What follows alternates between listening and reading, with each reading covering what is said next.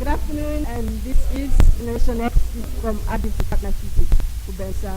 So we're going to go program reform. And right now we have some speakers on ground. I'm just going to interview one for the main side. And we have here Mr. Farouk from Scotland, Sheffield.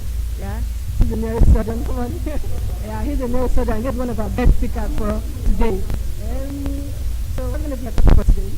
My topic is on training, postgraduate training overseas, and what we in Nigeria can learn from that. That's a good one. As in, it's not enough for us to just go to school and come out. We have to equip ourselves with basic training, and able to impact positively in generation. So what are those tips you feel that this next generation should learn in order to make progress, to be able to impact in the next stage of life? Well, I think that one of the main reasons we go to university is to learn the skill of self-education and how to self-directed learning. And I think that's one of the main points that when one takes away from university. I think one of the other things that I have is in students becoming their own masters, and masters of their own universe essentially, and taking control, making an impact, and being the innovators that change the healthcare system for the better. I know you're from Scotland and you're a neurosurgeon. I want to ask, do you know some of the major problems we have in the healthcare sector in Nigeria?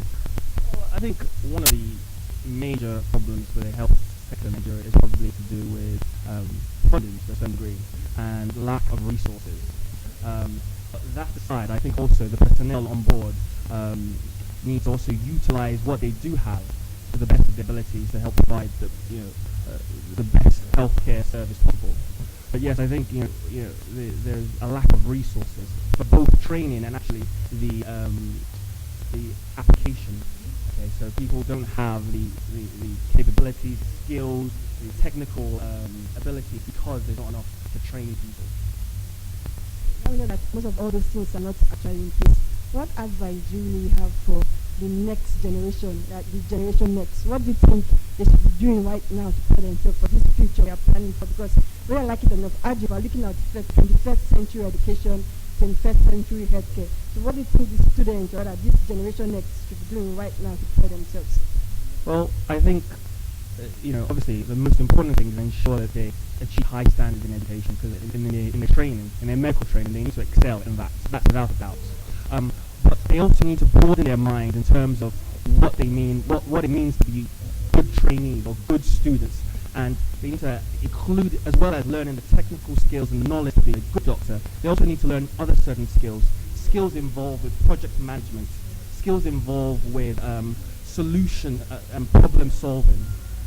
They need to learn leadership skills, they need to learn communication skills, because when you bring all these things together, as well as their medical knowledge and their technical skills, that makes you a leader. That makes you somebody who can go forth and make a change and make an impact, a significant impact in whatever society you're in, whether it be in the hospital, in the community.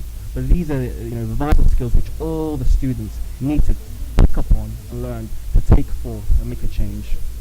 That's wonderful. It's actually a great pleasure having someone like you around. I know you're going to deliver a very perfect lecture for this student. The exact word for now, I mean the exact lecture for the right time. So I just hope that these lectures will put their head down and actually put down the nitty-gritty of what's needed for them at this point in time. Thank you very much, Mr. Farouk. Thank you very much. You're welcome. Well, like you, Dr. Farouk. Mr. Farouk. Okay, you're very welcome.